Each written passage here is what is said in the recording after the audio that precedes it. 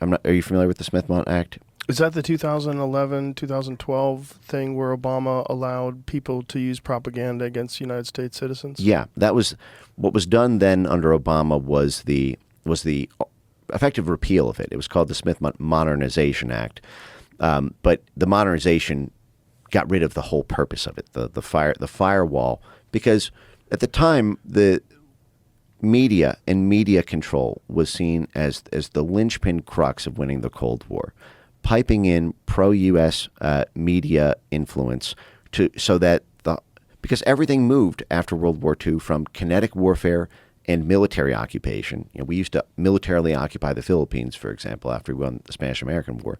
But that was banned under international law, territorial acquisition by military force in 1948. So we had to win elections, and we had to influence the passage of laws in foreign countries by having an apparatus inside those countries that influenced the hearts and minds of people, which influenced who they voted for, which then determined the government.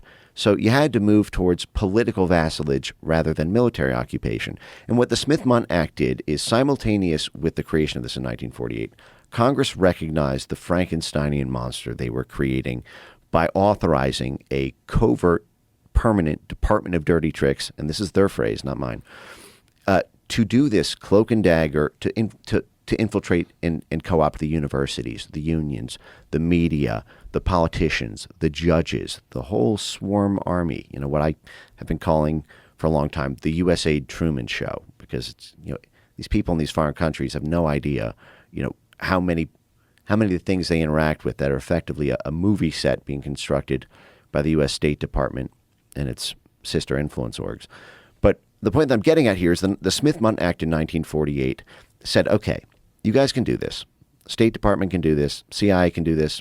USAID, when it came along 13 years later, could do this. But so there was a guy named Frank Wisner who was known as one of the godfather figures of the CIA. He's known for creating what was called the Wisner's Wurlitzer, which was it's like a church organ, and that he would brag that he could play the international media like a symphony to make any media narrative go viral in any country on earth because of the suite of CIA proprietary media functions and its distribution network, especially when the U.S. had first mover advantage in radio and print. It's basically the U.S. and U.K. were the only games in town really in having robust radio, film, TV, and print media. So the Smith-Mundt said, okay, you can do that abroad. You can plant fake news stories in France. You can have propaganda blare into Africa or Western Europe or Central Asia, but that can't come home. You can't psyop our own people with your propaganda organ abroad, because the whole point of authorizing this is that we get cheaper gas, we get import-export markets, we get a high standard of living, because if a foreign government doesn't want to give up its resources or allow a U.S. military base or allow joint partnerships or exports of goods or U.S. multinational corporations to operate there, then the American people suffer economically. So it was always designed to say, listen, you can do this dirty stuff abroad, but it can't come home. And even that protection, which lasted for 70 years, and we only lost it a decade ago. We're up against a much actually deeper, darker problem with this USAID scandal, and as people will see increasingly, the scandals that will break open at the Pentagon and the State Department, which is that we have a Smith-Mundt problem for funding and operations. It's not just propaganda.